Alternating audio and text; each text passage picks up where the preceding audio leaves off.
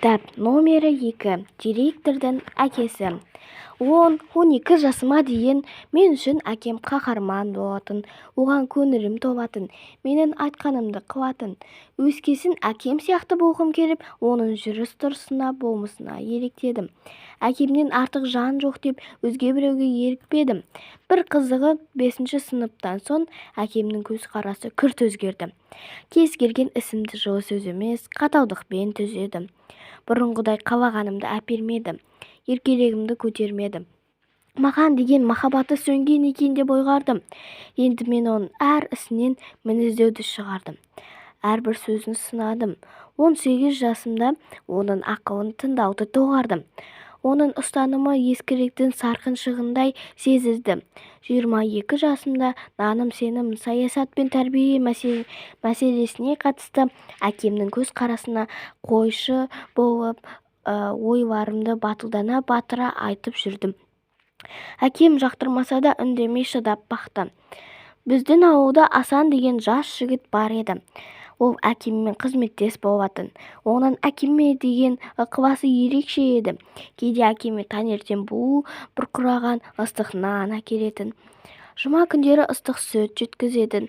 Демалыс күндері әкеммен әңгіме дүкен құрып, далада ұзақ уақыт өткізетін. Екеуі балық аулауға, кейде тау-тасты аралауға шығатын. Бірде мені балыққа ерте кетті. Түске дейін бәріміз балық ауладық. Содан соң Асан екеуміз аз қамдадық. Ол менің әкеме деген сыншыл, сынаржақ көзқарасымды байқаса керек. Ол маған бұрылып сөз бастады да кенет: «Алтыға бірігіп әке болмас, 7 жеңге бірігіп шеше болмас» деген. Әкеннің қадірін біл, айтқанын тыңдап құлағын іл.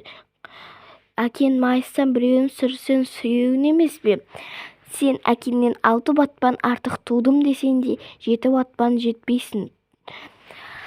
Себебі бала әкеге 5 жыл жұмбақ, әке бабаға өмір бойы жұмбақ деген. Менің әкем ес бермес шағымда дүниеден қайтты. Қазір оны жиі сағынып, бір сәт болса да жүздесуді аңсаймын. Бірақ өлгенді тірілте алмайсың ғой. Ал мұндай бақытты үнемі сен көз алдында тұр. Есінде болсын, бұл дүниеде өзі жеңілсе де, сенің жеңілгеніңді қалайтын бір адам бар. Ол әкең. Соны түсін, деді. Сол күннен бастап әкем қайтадан қаһарманға айналды. Жүрегімді оған деген махаббат жайлады. Өкініштісі, әкем ұзамай келмес сапарға аттанды. Тірісінде қадірін жете алмадым. Кеудемді өкініш қаптады. Бүгін тағы бір әкенің өмірден озғанын естідім. Марқұмның ауырып жатқанына біраз болғанын білуші едім. Ол Лар қаласындағы ауруханада жатқан. Оның баласы Ширазда бір кеңсенің департамент директоры болып қызмет атқарған.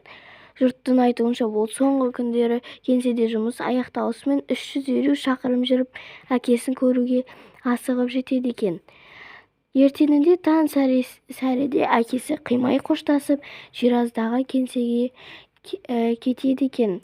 Асан директор мырзаға да: «Бұл дүниеде өзі жеңілсе де, сенің жеңгеніңді қалайтын бір адам бар. Ол әкең» деген айтқан шығар деп топшылмадым.